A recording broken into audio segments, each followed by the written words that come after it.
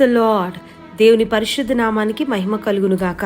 ఉదయకాల సమయంన అనుదినమన్నా అనే కార్యక్రమాన్ని వీక్షిస్తున్న దేవుని బిడ్డలారా, మీ అందరికీ నా హృదయపూర్వకమైన వందనాలు. ఈ ఉదయకాల సమయం దేవుడు మనకిచ్చినటువంటి మాటను చదువుకుందాం.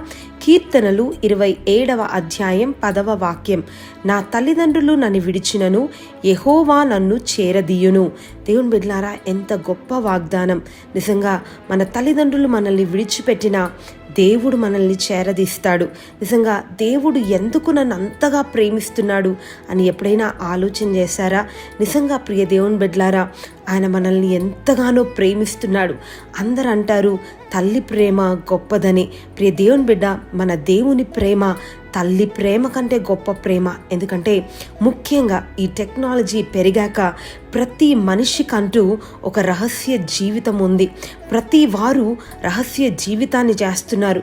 నువ్వు చేస్తున్న జీవితం నీ తల్లిదండ్రులకి, నీ మిత్రులకు తెలియదేమో, కానీ నీవు చేసే ప్రతిదీ దేవునికి తెలుసు. నీవు పాపం చేసినా, నీతి కార్యం జరిగించినా, నీవు ఏ పని చేసినా దేవుడు నిన్ను చూస్తున్నాడు. అయినా నీ గురించి సమస్తం తెలిసి కూడా దేవుడు ఇంకా నిన్ను ప్రేమిస్తూనే ఉన్నాడు. ఎందుకంటే ఆయన ప్రేమ అంత గొప్పది. ప్రియ దేవుని బిడ్డలారా, అందుకనే రోమీలకు రాసిన పత్రికలో వాక్యం చెప్తుంది, మనము పాపులమై ఉండగానే క్రీస్తు మన కోసం చనిపోయాడని. ప్రియ దేవుని బిడ్డలారా, దేవునికి తెలుసు మనం పాపులమని. అయినా ఆయన ఇంకా మనల్ని ప్రేమిస్తూనే ఉన్నాడు. ప్రియ దేవుని బిడ్డలారా, ఉదయకాల సమయంన నీ పరిస్థితిని బట్టి అందరూ నిన్ను విడిచిపెట్టారేమో, నీ పరిస్థితిని బట్టి నీ తల్లిదండ్రులు కూడా నిన్ను అసహ్యించుకుంటున్నారేమో, నీ పరిస్థితిని బట్టి అందరూ నిన్ను ద్వేషిస్తున్నారేమో, కానీ ఉదయకాల సమయంన నా దేవుడు అంటున్నాడు, ఆయన నిన్ను ప్రేమిస్తున్నాను అని చెప్తున్నాడు. ప్రియ దేవుని బిడ్డ, దేవునికి ఇష్టానుసారంగా జీవించాలని ఆశపడే ప్రతి విశ్వాసి తనను తాను మరి దేవుడు ప్రేమించేటట్లుగా చూసుకోవాలి. ఎందుకంటే లోకం మనల్ని ప్రేమించకపోయినా మన దేవుడు మనల్ని ప్రేమిస్తున్నాడు. మిమ్మల్ని మీరు ఎలా చూసుకుంటున్నారో అన్నది ముఖ్యం కాదు, కానీ దేవుడు మిమ్మల్ని ఎలా చూస్తున్నాడు అన్నదే అవసరం. మీరు చాలా ప్రశస్తమైన వారు.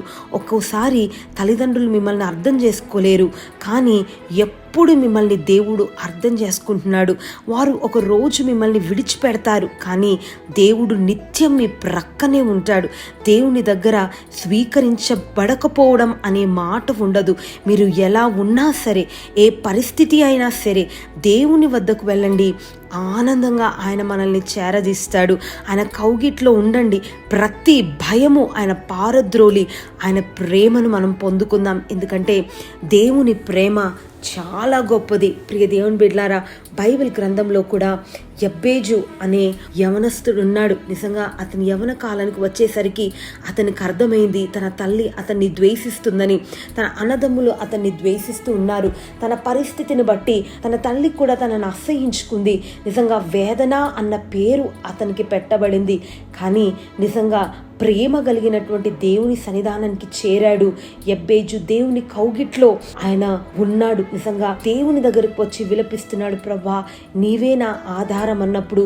నిజంగా తన తల్లి తనను విడిచిపెట్టిన, తన యొక్క అన్నదమ్ములే ఆయనను విడిచిపెట్టిన దేవుడు యబ్బేజును చేరదీశాడు.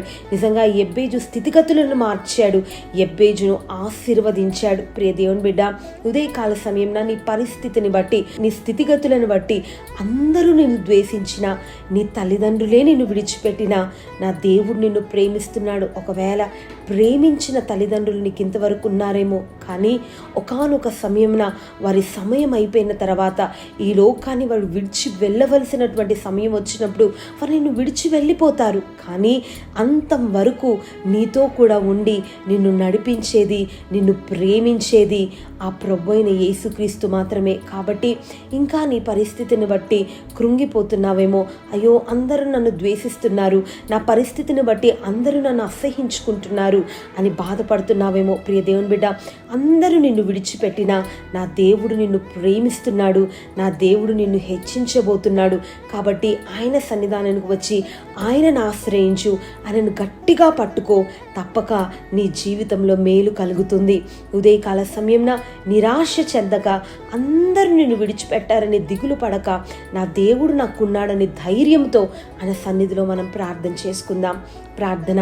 ప్రేమ కలిగిన దేవా, పరిశుద్ధుడా, మీకు స్తోత్రం. ఇదిగో ప్రభా, అందరూ విడిచినా నేను నిన్ను ప్రేమిస్తున్నానని ఉదయకాల సమయంలో వాగ్దానం చేశారు. ఇదిగో ప్రభా, ఎంతమంది అయితే విడనాడినటువంటి పరిస్థితిలో ఉన్నారో వారందరినీ ఉదయకాల సమయంలో మీరు ధైర్యపరిచి ప్రేమించి ఇదిగో ప్రభా వారి జీవితంలో మేలు చేయమని మమ్మల్ని అందరినీ మీ చేతులకు సమర్పించుకుంటూ యేసు నామాన్ని అడిగి వేడుకుంటున్నాను తండ్రి, ఆమేన్. నిన్ను విడచిన సమయములో అపజయాలే కలిగెనుగా, నాకు కలిగిన నిందలలో కృంగి నేను కృషించగా,